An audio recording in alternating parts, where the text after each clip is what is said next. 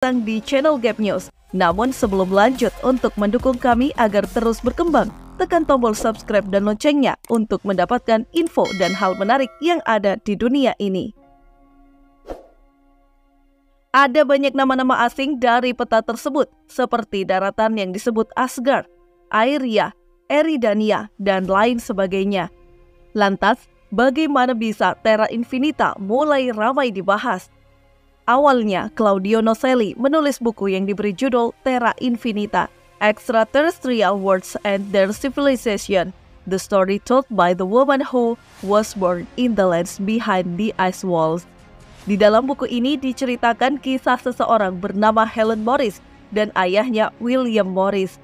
Suatu ketika, kedua orang ini bertemu dan dibantu oleh orang dari ras Giant atau ras raksasa. Nah, dari ras Giant-lah Helen dan William mengetahui soal 178 dunia lain di luar tembok Antartika. Di dalam buku tersebut pun dijelaskan bahwa banyak ras dan bangsa seperti alien, bangsa dewa, dan bangsa lainnya yang mirip manusia yang menghuni 178 dunia di peta Terra Infinita. Dikisahkan juga ada dua kelompok yang bermusuhan, yakni Kastadian dan Anunnaki. Kedua bangsa ini memiliki teknologi yang canggih dan sudah banyak menaklukkan dunia. Lalu, kenapa bangsa yang kita tinggali atau dunia yang kita tinggali saat ini dikelilingi oleh tembok es yang ada di Antartika? Menurut Terra Infinita, tembok es yang ada di sekeliling dunia kita dibuat oleh bangsa Kastadian.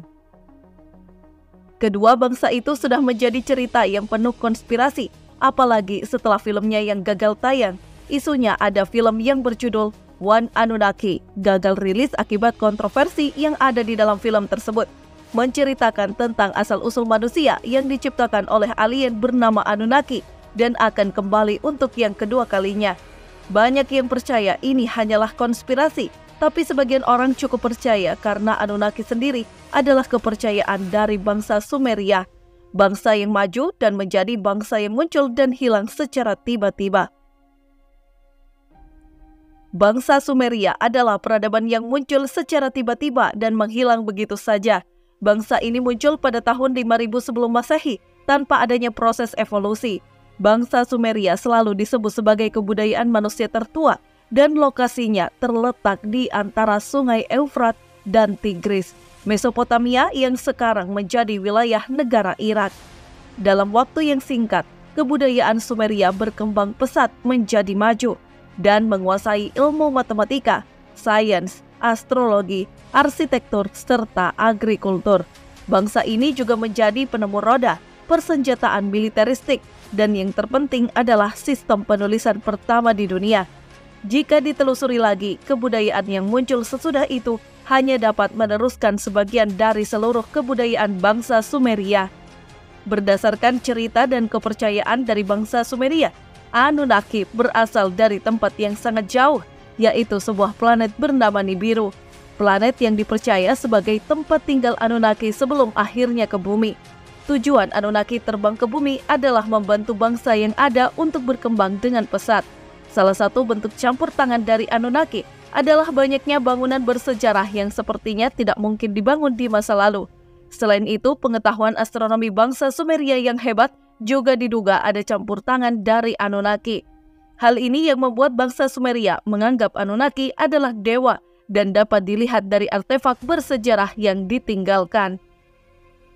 Di sejumlah platform medsos, pembahasan mengenai Terra Infinita masih belum sepenuhnya tuntas dan masih menjadi perdebatan.